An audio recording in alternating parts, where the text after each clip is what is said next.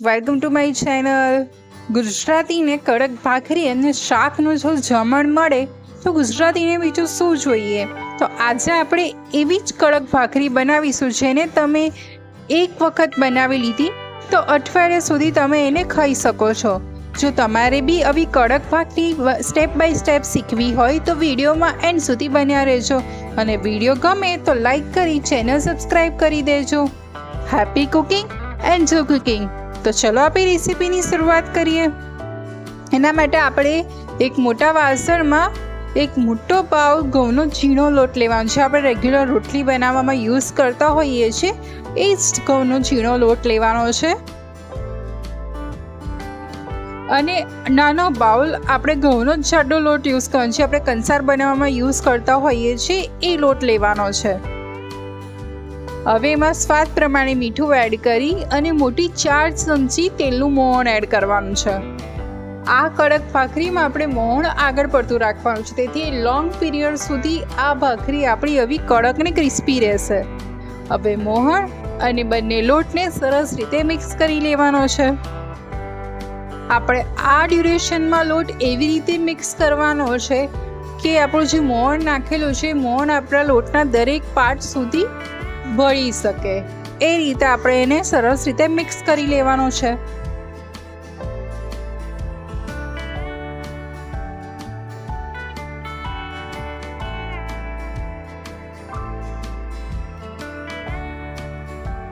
આપણે જોઈ શકીએ છીએ કે મોણ અને બંને લોટ સરસ રીતે મિક્સ થઈ ગયા છે.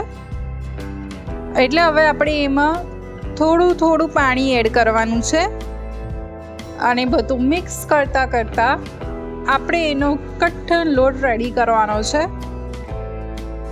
તમે જોઈ શકો છો કે હું થોડું પાણી એડ કરી અને જેટલા પોર્શનમાં લોટ ભેગો થઈ શકે છે એટલા પાણીથી એટલા પોર્શનનો લોટ હું વજન આપીને ભેગો કરી રહી છું. જો તમે બલ્ક ક્વોન્ટિટીમાં ભાખરી બનાવતા હો તો તમે 2 પાર્ટમાં લોટ ડિવાઈડ કરી અને 2 વખત તમે લોટ બાંધી શકો છો. અને જો તમને એક વખત ફાવતું હોય તો તમે આ પ્રોસેસથી બી લોટ બાંધી શકો છો.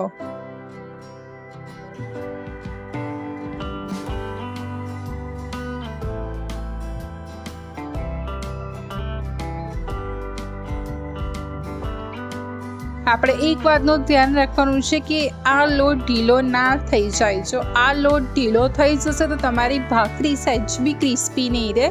એ શેકશો ત્યાં સુધી ક્રિસ્પી રહેશે પણ હાફ અવર પછી એ રેગ્યુલર ભાખરી જેવી સોફ્ટ થઈ જશે. એટલે આ ટિપ્સનું ધ્યાન રાખવાનું છે કે આપણે લોટ એવો કઠણ બાંધવાનો છે.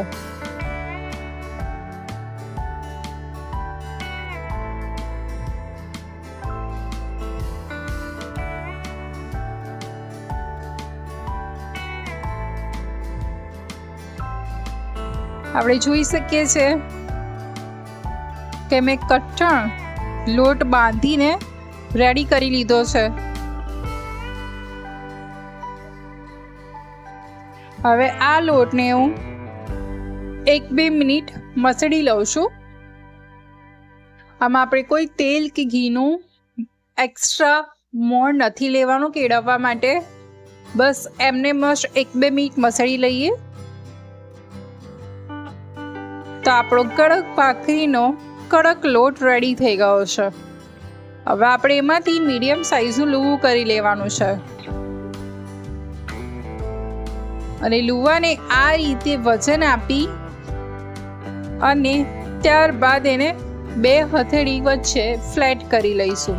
આપણે જે લુવાને દબાવતા હોઈએ છીએ એ જ રીતે 2 હથેળી વચ્ચે લઈને દબાવી લેવાનું છે.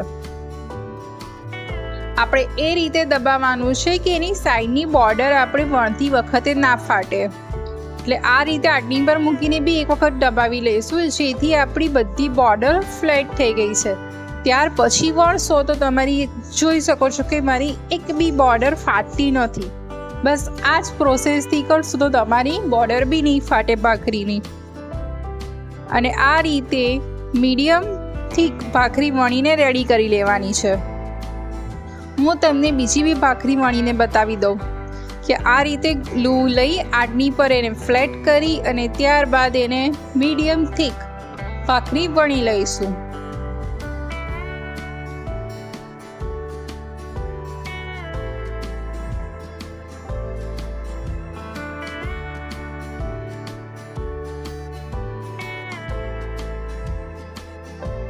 આપણે જોઈ શકીએ છીએ કે મેં મીડિયમ થીક ભાખરી વણી રેડી કરી લીધી છે.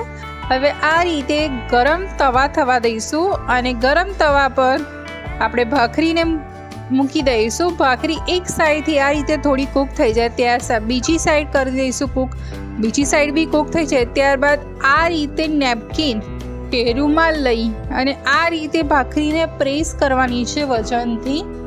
નેપકિન એટલે લેવાનો કે આપણે એ જે ફ્લેમ આવતી હોય, જે ગરમાટો આવતો હોય લોડીનો, એ તમે દજાઈ ના શકો. એટલે આ રીતે જાડોવાળો નેપકિન લઈ અને આ રીતે કડક ભાખરી શેકી લેવાની છે. એક સાઈડ શેકાઈ જાય એટલે બીજી સાઈડ બી આપણે એ જ પ્રોસેસથી ભાખરીને શેકી લેવાની છે.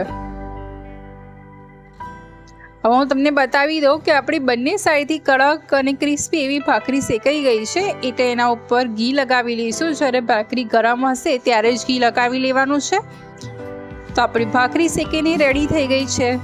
હવે હું તમને બીજી બી ભાખરી શેકીને બતાવી દઉં કે એક સાઈડ કૂક થઈ જાય ત્યારબાદ બીજી સાઈડ કૂક થવા દેવાની. બીજી સાઈડ કૂક થઈ જાય એટલે આપણે નેપકિનથી કાં તો તમારી જોડે જે ભાખરીનો ડટ્ટો હોય છે બનાવવાનો, એ ડટ્ટાના મદદથી બી તમે આ રીતે ભાખરી શેકી શકો છો. અત્યારે આપણે ઘીવાળી શેકેલી ભાખરી બનાવીએ છીએ. જો તમારે તેલવાળી તળેલી આવી કડક શેકેલી ભાખરી બનાવવી હોય તો તમે જે આ નેપકિનવાળી પ્રોસેસ છે એની જગ્યાએ તમે તેલ લગાવી અને તવેથાથી તમે આ ભાખરીને કડક કરી શકો છો. એનું બી ટેક્સચર આના જેટલું લોંગ પીરિયડ સુધી જ ક્રિસ્પી રહે છે. તો આ બી ભાખરી મારી એક સાઈડથી સરસ ક્રિસ્પી થઈ ગઈ. એક પાર્ટ સરસ શેકાઈ ગયો છે એટલે હું એને બીજો બી પાર્ટ સરસ ક્રિસ્પી અને શેકી લઉં છું. તો મારી બંને સાઈડથી ભાખરી સરસ શેકાઈ ગઈ છે. એટલે ગરમ ભાખરી છે ત્યારે જ એના પર આપણે ઘી લગાવી લઈએ. તો આપણી ક્રિસ્પી બહારથી અંદરથી સોફ્ટ એવી ગુજરાતી કડક ભાખરી રેડી થઈ ગઈ છે. તમે એને અથાણા, શાક, વઘારેલા મરચાં સાથે મજા માણી શકો છો. આવી બીજી ટેસ્ટી અને યુનિક રેસીપી સાથે ફરી મળીશ. આવજો. જય શ્રી કૃષ્ણ.